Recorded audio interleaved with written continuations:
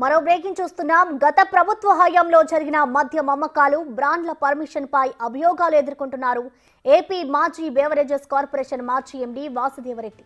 ఈ క్రమంలో ఆయనను నిన్న సిఐడి అదుపులోకి తీసుకుంది. వైసీపీ హయాంలో బేవరేజెస్ కార్పొరేషన్ ఎండీగా ఆయన పనిచేశారు. మద్యం పాలసీలో వాసుదేవరెడ్డి అక్రమాలకు పాల్పడ్డారనే ఆరోపణలున్నాయి.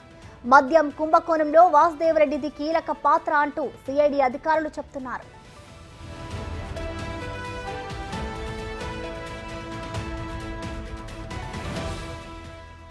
గత ప్రభుత్వంలో వాసుదేవరెడ్డిని మాజీ సీఎం జగన్ డిప్యూటేషన్ పై రప్పించినట్టు వార్తలొచ్చాయి.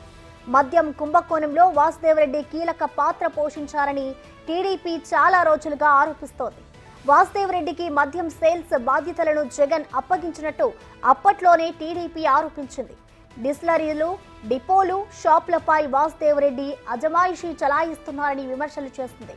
జే బ్రాండ్లు తీసుకురావడంలో కీలక పాత్ర పోషించారని, మద్యంపై ఆదాయాన్ని తాకట్టు పెట్టి వేల కోట్లు అప్పులు చేశారనే ఆరోపణలున్నాయి. కేసులు వెంటాడడంతో 2 నెలలకు పైగా వాసుదేవరెడ్డి పరారీలో ఉన్నారు. అజ్ఞాత ప్రాంతంలో వాసుదేవరెడ్డిని సిఐడి అధికారులు అదుపులోకి తీసుకుని ప్రశ్నిస్తున్నట్లు సమాచారం.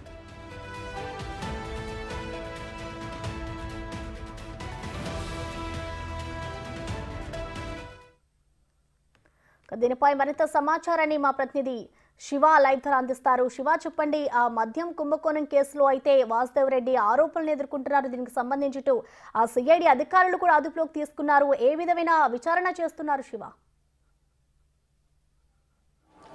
ప్రస్తుతం మొత్తం మీద చూసుకుంటే ఆంధ్రప్రదేశ్లో ఏదైతే గత ప్రభుత్వ హయాంలో బేవరేజ్ కార్పొరేషన్ ఎండీగా ఉన్న వాసుదేవరెడ్డిని ఏపీ సిఐడి అధికారులు నిన్న సాయంకాలం అదుపులో తీసుకున్నట్టు కూడా తెలుస్తూ ఉంది. అయితే దీనికి సంబంధించి సిఐడి ఇంకా అధికారికంగా ఎటువంటి ప్రకటన చేయలేదు.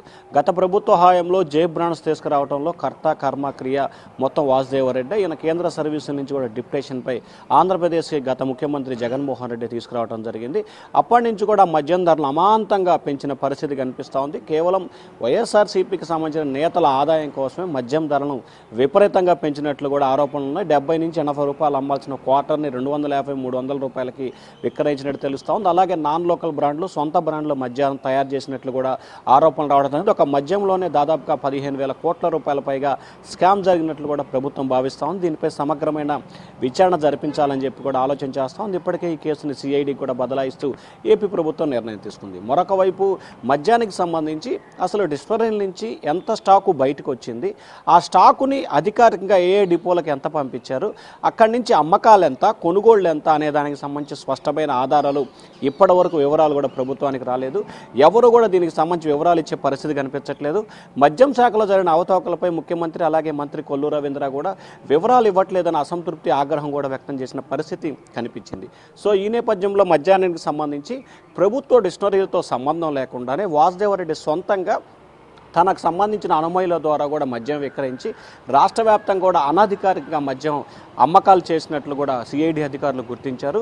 దీంట్లో దాదాపుగా 4,000 కోట్ల రూపాయల పైగా కూడా సొంతంగా ఆయన జేబులోకి వెళ్ళినట్లు తెలుస్తూ ఉంది. అయితే ఆయన జేబులోకి వెళ్ళాలి, దీని వెనక ఉన్న కొంతమంది అప్పటి ప్రభుత్వ పెద్దలు, వైఎస్ఆర్సీపీ నేతల ఖాతాలోకి వెళ్ళాయి అనే దానికి సంబంధించి సమగ్రమైన విచారణ కొనసాగుతూ ఉంది. ఈ కేసుకు సంబంధించి కూడా మిథున్ రెడ్డి, అవినాష్ రెడ్డి, పెద్దిరెడ్డి రామచంద్రారెడ్డి, వైవి సుబ్బారెడ్డి, సజ్జల రామకృష్ణారెడ్డి ఈయన వెనక ఉండి నడిపించారని చెప్పి కూడా అప్పట్లో టీడీపీ నేతలైతే ఆరోపణల వర్షాన్ని గుప్పించారు. ప్రస్తుతం కూటమి ప్రభుత్వం రావడంతో వీటన్నిటిపై సమగ్రమైన విచారణ చేపడుతుంది. విచారణ చేస్తున్న క్రమంలోనే మద్యం ఇక్కడికి సంబంధించి సిఐడికి బదలాయిస్తూ ప్రభుత్వం నిర్ణయం తీసుకున్న నేపథ్యంలో సిఐడి అధికారులు ఆయన్ని ప్రశ్నిస్తున్నారు. అసలు ఎక్కడెక్కడ ఎన్ని బ్రాండ్లు తయారు చేశారు, ఏ బ్రాండ్లు తయారు చేశారు, డిస్టిలరీల నుంచి ఎంత స్టాక్ వచ్చింది, సొంతంగా ఎంత తీసుకొచ్చారు, ఏ స్టాకుని ఎక్కడెక్కడికి ఎంత పంపించారు, ఏం జరిగింది, మొత్తం ఎంత అమ్మకాలు జరిగినాయి ఏమిటి అనే దానికి సంబంధించి సిఐడి అధికారులు ఆయన్ని ప్రశ్నిస్తున్నట్లు కూడా తెలుస్తూ ఉంది. మరి సిఐడి అధికారులు ఆయన ఎప్పుడు అరెస్ట్ చూపిస్తారు, ఏం చేయబోతున్నారు అనేదైతే క్లారిటీ లేని పరిస్థితి కనిపిస్తూ ఉంది.